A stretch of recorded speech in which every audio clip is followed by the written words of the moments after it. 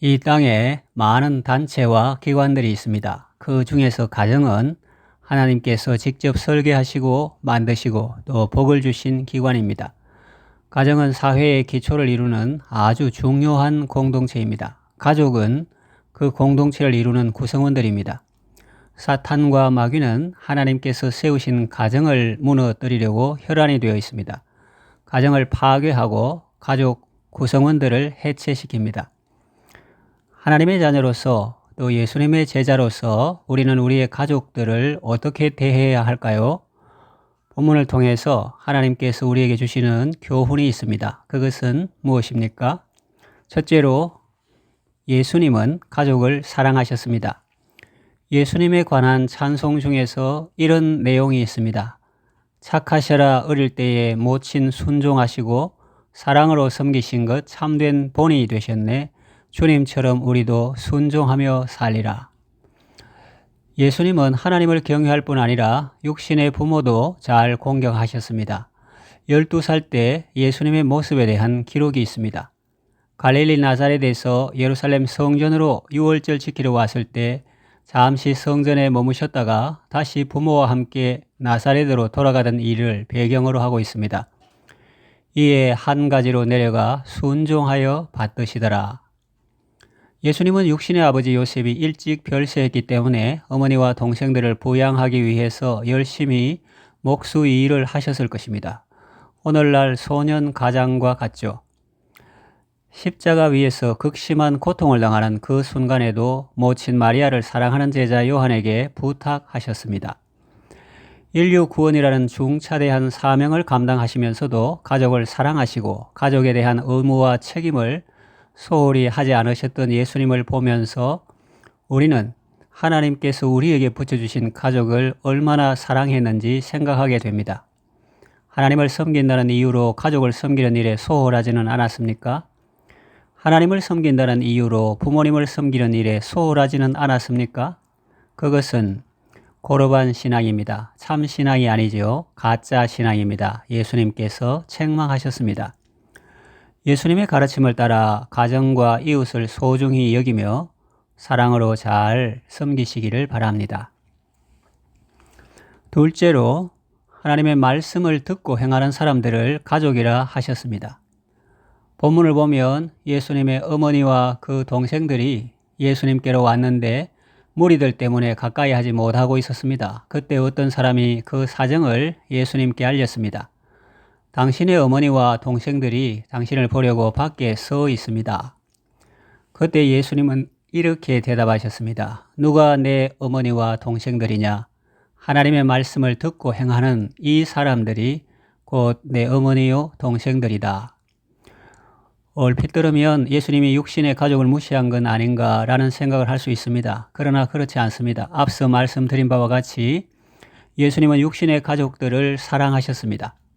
그러므로 예수님의 말씀은 육신의 가족을 무시한 것이 아니라 진정한 가족이 무엇인가를 사람들에게 일깨워 주신 것입니다. 우리는 이 말씀을 통해서 먼저 예수님의 은혜와 하나님의 사랑을 배우게 됩니다. 우리는 이 세상 살면서 예수님 안에서 이런 느낌을 가질 때가 있습니다. 우리 교회에 속했다가 사정상 멀리 떠나 있는 성도들을 생각할 때 감사한 마음과 함께 그리운 마음이 있습니다. 그리스도 안에 있는 믿는 사람들의 교제는 천국의 교제와 같습니다. 그래서 서로 사랑하고 서로 아껴주고 서로 위해서 기도하는 것입니다. 사도 바울이 말했던 것처럼 서로 떠나 있는 것은 몸이지 마음은 아닌 것입니다. 함께 신앙생활 하다가 떠나 있는 성도가 그렇고 지금 함께 신앙생활 하고 있는 성도들도 그렇습니다. 주로 주일에 예배할 때 보지만 엿새 동안에는 말씀과 기도로 서로 교제합니다. 사는 곳은 다르지만 여호와의 집에 영원히 거하는 것은 동일합니다. 범죄의 집단도 구성원들끼리 서로 가족이라 부르지만 그것과 이 경우는 다릅니다. 그들은 범죄를 목적으로 서로 하나가 되고 그것도 이해관계가 서로 얽히면 관계가 깨어집니다. 그러나 예수님의 가족은 사랑과 진리로 하나가 된 관계입니다.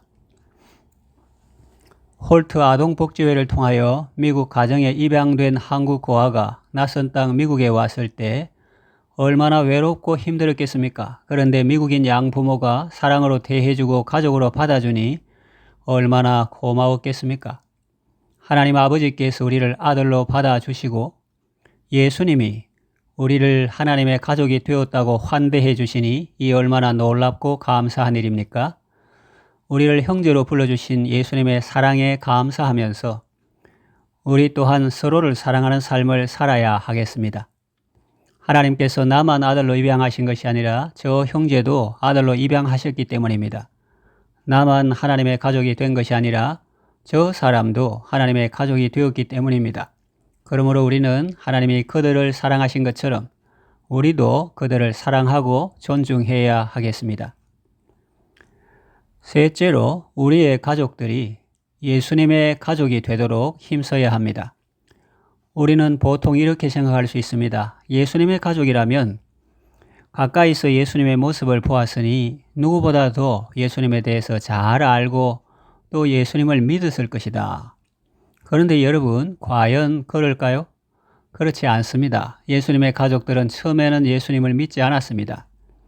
요한복음 7장 2절에서 5절 보면 유대인의 명절인 초막절이 가까운지라 그 형제들이 예수께 이르되 당신이 행하는 일을 제자들도 보게 여기를 떠나 유대로 가소서 스스로 나타나기를 구하면서 묻혀서 일하는 사람이 없나니 이 일을 행하려 하거든 자신을 세상에 나타내소서 하니 이는 그 형제들까지도 예수를 믿지 아니함이러라 했습니다. 심지어는 예수님의 친족들이 예수님이 미쳤다고 생각하고 잡으러 온 때도 있습니다.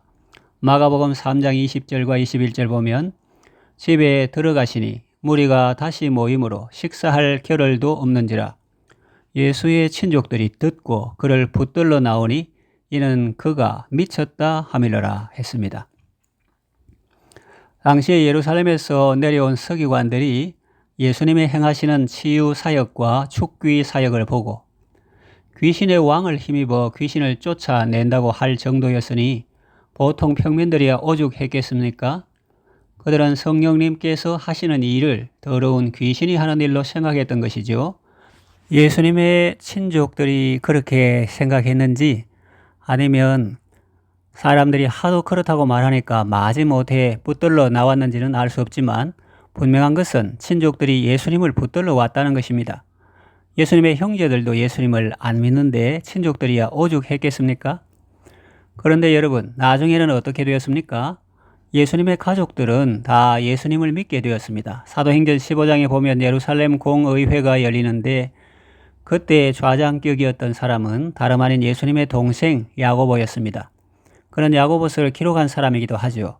그리고 유다서를 기록한 사람은 예수님의 육신의 동생 유다라고 성경학자들은 말합니다. 예수님의 모친 마리아는 예수님이 부활 승천하신 후 마가 요한의 다락방에서 제자들과 함께 기도하다가 성령을 받았습니다. 십자가 아래에서 예수님의 부탁을 받은 사도 요한이 마리아를 끝까지 잘 모셨다고 합니다. 이처럼 예수님의 육신의 가족들은 다 하나님 안에서 진정한 가족이 되었습니다. 여러분은 어떻습니까? 육신적으로는 가족이지만 아직 진정한 가족이 되지 못한 사람이 있을 수 있습니다. 사도 바울은 동족 이스라엘의 구원을 위하여 자기에게 큰 근심과 그치지 않은 고통이 있다고 말했습니다. 그들이 구원받을 수만 있다면 자기가 그리스도에게서 끊어진다고 해도 그것을 원한다고 말할 정도입니다. 여러분도 가족을 구원해달라고 하나님께 기도하시기를 바랍니다.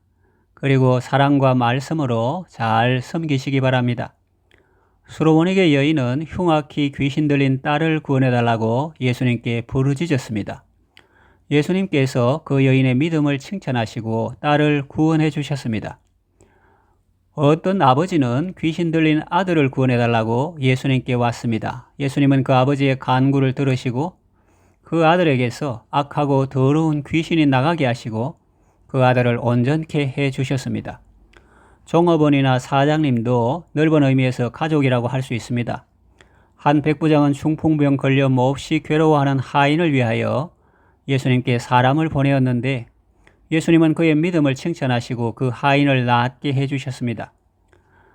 아람 나라의 포로로 잡혀간 한 여종은 자기 주인 나만의 구원을 위하여 기도했는데 하나님은 엘리사를 통해서 나만의 병을 고쳐주셨습니다. 여러분들도 가족을 사랑하시고 그들의 구원을 위하여 하나님께 기도하시고 사랑과 섬김의 삶으로 주님께 인도하시기를 바랍니다. 말씀을 정리하며 맺으려고 합니다. 예수님은 육신의 부모를 공경하셨습니다. 또 동생들을 잘 부양하셨습니다. 그것도 놀라운데 더욱 놀라운 것은 예수님께서 우리를 진정한 가족으로 불러주신 것입니다. 감사하며 예수님의 사랑 안에서 서로 사랑하며 살아가시기를 바랍니다. 그리고 아직 예수님을 안 믿는 가족이 있다면 그들의 구원을 위하여 하나님께 기도하시기 바랍니다. 수로보니게 여인이 흉악히 귀신 들린 딸을 위해서 부르짖었던 것처럼 또 아브라함이 조카 롯을 위해서 하나님 앞에서 기도했던 것처럼 여러분들도 가족과 이웃의 구원을 위한 사랑의 기도를 계속하시기 바랍니다. 예수님은 수로보니게 여인의 기도를 들으시고 그 딸을 구원해 주셨습니다. 하나님은 아브라함의 기도를 들으시고 롯을 멸망하는 소돔성 가운데서 구원해 주셨습니다. 여러분들도 기도와 사랑으로 여러분의 가족을 잘 섬기시고 그들도 다 예수님의 가족이 되도록 잘 인도하시기를 바랍니다.